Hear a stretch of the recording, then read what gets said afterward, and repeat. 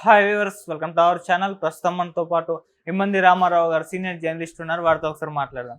Sir నమస్కారం. Sir నమస్తే బాబు. Sir Chandrababu Naidu గారు మంత్రులందరికీ కూడా శాఖలు కేటాయించడం మనం చూస్తున్నాం. అయితే మనం మొదటి నుంచి కూడా హోంశాఖ ఎవరికి ఇస్తారు అని చెప్పేసి చాలా డిస్కషన్స్ అయితే వచ్చాయి. అందులో ముఖ్యంగా పవన్ కళ్యాణ్ గారి పేరు వినిపించింది. చంద్రబాబు నాయుడు గారు తన దగ్గరే పెట్టుకుంటారన్న వాదన కూడా మనకు వినిపించింది. ఈవెన్ లోకేష్ గారికి ఇచ్చే ఛాన్స్ ఉందని కూడా అన్నారు సార్. కానీ తీరా చూస్తే ఈ శాఖల్లో మంత్రి వర్గం శాఖ మాత్రం అనితా వంగలపూడి గారికి ఇవ్వడం మనం చూస్తున్నాం సార్. మరి అనితా వంగలపూడి గారికి ఇవ్వడం గల కారణం ఏంటి, అసలు ఆంతర్యం ఏంటి? అక్కడ ఏముంది అంటే పవన్ కళ్యాణ్కి ఇచ్చి ఉంటే బాగుండేది. మనం కూడా చెప్పుకున్నాం చాలాసార్లు. ఈ అన్ని శాఖలు కాకుండా హోంశాఖ ఇస్తే ఆయనకి సౌలభ్యంగా ఉండేదని చెప్పాను నేను. ఎందుకంటే హోంశాఖ ఇస్తే హోంశాఖలో కేర్ టేకర్గా ఉండదు, కానీ మొత్తం అంతా ప్రధాన ఆఫీసర్, ఐపీఎస్ ఆఫీసర్లు, ప్రధాన ఆఫీసర్లు, డీజీపీ ఎవరు చూసుకుంటారు అన్నమాట. కొంచెం టైం దొరికేది. అలా కాదు, పంచాయతీరాజు, గ్రామీణాభివృద్ధి శాఖ, అది ఇది అన్నీ చెప్పేసరికి అన్ని చేయడం కొత్తవాడు అంతవరకు సమంజసంగా ఉంటుందని నా తాలూకు అంటే అనుమానం వ్యక్తం చేసుకున్నాను. ఒకటి, ఎందుకంటే ముందు ఒక శాఖలో అద్భుతంగా అంటే లా అండ్ ఆర్డర్స్ అంటే హోమ్ మినిస్టర్గా ఉండి బ్రహ్మాండమైన పేరు తెచ్చుకున్న తర్వాత నువ్వు ఇంకో శాఖ వెళ్ళు. అబ్బాయి హోమ్ మినిస్టర్ అంటే ఈయనేంట్రా అని చెప్పుకోవాలన్నమాట. For example Indian election commissioner Seshan ఉండేవాడు. ఎప్పుడు కూడా ఎలక్షన్ కమిషనర్ అంటే శేషన్ అంట అన్నమాట. అలాగే హోమ్ మినిస్టర్ అంటే పవన్ అనుకోవాలి. నేను అనుకున్నది ఇది. అలాగే నిర్వహించి తర్వాత మళ్ళీ ఎలాగా మీకు అభిమానులు మీరు అంటే మీ లక్ష్యాన్ని మీరు చేరుకుంటారు. కొంచెం దూరంలో ఉన్నప్పుడు కూడా అది నిర్వహిస్తే బాగుంటుందని అనుకున్నాను నేను. ఈ శాఖలన్నీ ఉండడం వల్ల మరి పవన్ కళ్యాణ్ హోమ్ మీద పట్టు ఉండదు. లేదు జరిగి చేరవలసిందంటే అది ఎలాగవుతుందంటే, మీరు ఇంకొకరి శాఖ ఇచ్చిన తర్వాత నువ్వు వచ్చి అథారిటీకి ఎలా ఇద్దంటే అవ్వదు కదా. హోమ్ మినిస్టరుగా తను డెసిషన్ తీసుకునే అవకాశాలు ఏ కోసైనా లేవు. నీ శాఖల మీద నీ పట్టు ఉంటుంది. నీ శాఖల్ని చాకచక్యంగా నిర్వర్తించు, అంతే కదా. రెండవది వంగలపూడి. ఆ వంగలపూడి అనిసని పాపం ఆవిడ ఏం చదువుకుంది, చట్టం తెలుసా, ఏం డెసిషన్ తీసుకోగలదా, కంట్రోల్ చేయగలదా, ఏమిటి నాకు అనుమానాలు. ఏమో పెద్ద పేరు తెచ్చుకోవచ్చు అనుకోండి. ఇక్కడ మనకి రాజకీయాలు అందరికీ తెలుసు, రాజకీయాలు తెలిసిన వాళ్ళందరికీ కూడా ఈ సంగతి తెలుస్తుంది. అంటే హోమ్ మినిస్టర్ అనితకి ఇచ్చారంటే మొత్తం ఆ హోమ్ అంతా ఈయన కంట్రోల్లో ఉంటుంది. ఎవరు? లోకేష్ బాబు కంట్రోల్లో ఉంటుంది. అర్థమైందా? ఇక్కడ తెలంగాణలో మహమూద్ అలీకి ఇచ్చాడు హోము. ఆ హోమ్ కంట్రోల్ అంతా ఎవరి చేతిలో ఉండేది? కవిత చేతిలో ఉంది. కాబట్టి అన్ని అఘాయిత్యాలు చేయగలిగింది. అంటే అట్లాంటి రాజకీయాలు ఉండవేమో అనుకున్నాను. కానీ మరి సపోజ్ చంద్రబాబు నాయుడు ఓవరాల్గా చూసుకుంటాడు. మరి హోమ్ ఎవరి కంట్రోల్లోకి వస్తుంది అంటే లోకేష్ కంట్రోల్లోకి హోమ్ వెళ్తుంది. ఇక్కడ పవన్ కళ్యాణ్ మరి ఆలోచించి తీసుకున్నాడు.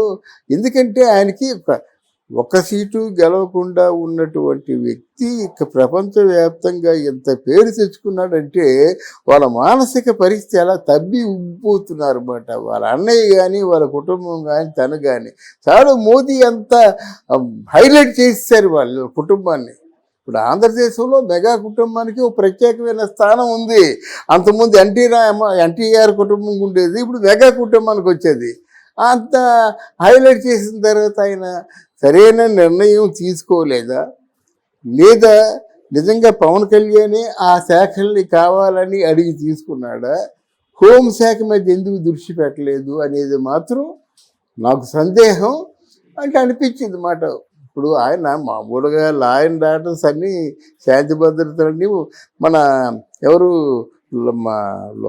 చంద్రబాబు నాయుడు చేతిలోనే ఉంటాయి. మరి హోము అంటే అనిత పేరుతో లోకేష్ నిర్వహించాలి. ఎందుకంటే అందరి ఎర్ర డైరీ ఉంది కదా. ఎర్ర డైరీలో ఉన్న వాటిని అన్నింటినీ సమర్థవంతంగా నిర్వహించాలంటే ఆ హోమ్ సపోర్ట్ ఉండాలి. కనుక ఎవరైతే ప్రాక్టికల్గా హోమ్ని చూస్తున్నారో వాళ్ళ తాలూకు మాటే వింటారు అన్నమాట. పవన్ కళ్యాణ్ గారికి మరి ఇస్తారు అని చెప్పేసి అంతకుముందు మన వార్తలు అయితే రావడం చూస్తాం కదా. పవన్ కళ్యాణ్ గారికి ఇవ్వకపోవడానికి గల కారణం ఏంటంటే ఆయన పర్యావరణం ఆయన చూజ్ చేసుకున్నారు అని అంటున్నారు. డిప్యూటీ సీఎంకి ఇచ్చారు. మరి మీ ఒపీనియన్ ఏంటి సార్ దానిపైన? డిప్యూటీ సీఎంకి ఉండవండి, ఇట్స్ ఏ హానర్ అంతే.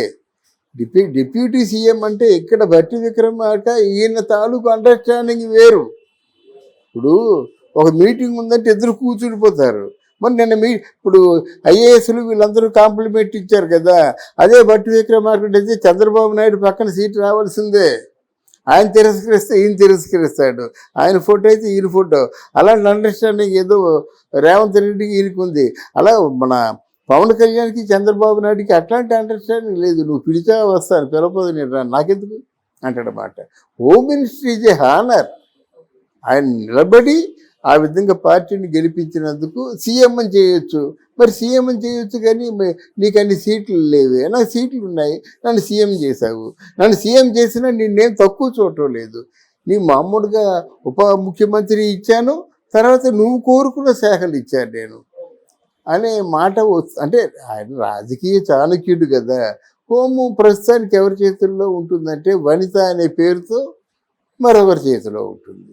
అంటే సార్ లాస్ట్ టైం కూడా అంటే ఒక మహిళ, దళిత మహిళకి ఈ విధంగా హోమ్ మినిస్ట్రీ ఇవ్వడం మంచి విషయమే కదా సార్. లాస్ట్ టైం కూడా జగన్ గారి ప్రభుత్వంలో మహిళకే ఇచ్చారు, ఇప్పుడు కూడా ఇచ్చారు. అదేనండి, మంత్రిగా ఇంకొక విషయం చెప్తున్నాను. ఎస్సీ క్యాండిడేట్కి ఇస్తారు వాళ్ళు. మాకింత విశాలమైన దృక్పథం ఉందని. సుచరితకేమో హోమ్ మినిస్టర్ ఇచ్చారు. ఎప్పుడు సుచరిత పరిపాలించింది?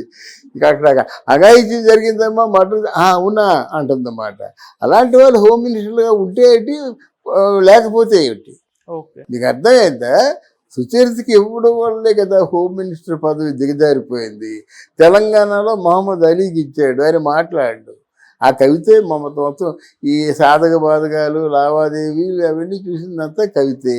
తర్వాత ఏమో ఇప్పుడు హోమ్ మినిస్టర్ ఎవరికి ఇస్తే ఎవరికి కావాలండి? అంటే ఇది కేవలం హోమ్కి వాళ్ళకి అందుబాటులో ఉన్న వాళ్ళే పెట్టుకుంటారు అన్నమాట. లేకపోతే అంత నిర్వహణ సామర్థ్యం ఉన్నట్టయితే పెట్టవచ్చు, దానికే ఉంది. నువ్వెంత నేనెంత అనుకుంటే పెట్టవచ్చు. నెంబర్ 2 హోమ్ కదా, నెంబర్ 2 హోమ్ కదా. ఇక్కడ నెంబర్ 2 ఉప ముఖ్యమంత్రి. ఇలా ఆవిడకు ఉన్న వాల్యూ సపోర్ట్ ఏముందండి? ఆవిడకు ఒక సీట్ రాలేదండి. ఇప్పుడు ఆవిడకు ఒక సీట్ వచ్చిందా? నా ఒక్క సీటు నీకే ఇచ్చేస్తానంటే సపోర్టు. నేను సపోర్ట్గా మీరన్నా ఒకటే, నేనన్నా ఒకటే. అర్థమైందా? వాళ్ళకి కావాలి. వీళ్ళు సమర్థుడు, ఆల్రెడీ ప్రజల్ని పరిపాలించాడు కొంతకాలం. పథకాలన్నీ అవన్నీ ఇవన్నీ వాళ్ళ తాలూకు యాక్చువల్గా వాళ్ళ తాలూకు చుట్టూ ఉన్నటువంటి క్వార్టరీ వల్ల పాడైపోయాడు. కానీ అహంకారం, ప్రజావేదిక కోతడం ఇవన్నీ ఉన్నాయి చూసారా? ఆయన చేసిన తప్పుల వల్ల ఆయన కొప్పుకూడిపోయాడు. ఇప్పుడు సజ్జల జంపు కదా, మాట్లాడితే సజ్జలను అడగండి, సజ్జలు చెప్తాడని చెప్పి సకల శాఖ మంత్రిగా ఆయన ఉన్నాడు. కాబట్టి ఈయన పాతాళానికి వెళ్ళిపోయాడు. ఇప్పుడు ఇది కావాలి, సపోర్ట్ కావాలి. కాంగ్రెస్ పార్టీలో జగన్మోహన్ రెడ్డి కలవక తప్పదు. కానీ ఇప్పుడైతే ప్రెస్ మీట్లు పెట్టడం, మనం ఫైట్ చేద్దాము అది ఇది అని చెప్పేసి చెప్తున్నారు కదా సార్ చాలాసార్లు. మరి వైసీపీ పార్టీని మళ్ళీ వైసీపీ నుంచి 3 మాట్లాడుతున్నారండి. జనసేన పార్టీలో ఉన్నవాళ్ళు 10 మందిలో 3 పోతే ఇంకో 4 రావడానికి సిద్ధంగా ఉన్నారండి తెలుగుదేశంలోకి. అంటే ఏదో నామినేటెడ్ పోస్ట్ ఏదో అడుగుతారు, దానికి వాళ్ళ మధ్య ఏదో సంప్రదాయాలు జరుగుతాయి. అయితే 4, 3, 7 వచ్చేస్తే ఇంకెంతమంది ఉంటారు? 4 ఉంటారు. 4లో ఈయన రాడు అసెంబ్లీకి. ఎందుకంటే ఓ 151 మందిని వెంటేసుకొని వచ్చేవాడు. లింగు అంటూ ఎక్కడో ఉంటే ఆయనకి ఏదో లాస్ట్ బెంచ్లో ఇస్తారు. అంత అవమానం జగన్మోహన్ రెడ్డి భరిస్తారని నేను అనుకో. Thank you so much. Thank you అమ్మా, థ్యాంక్ యూ వెరీ మచ్.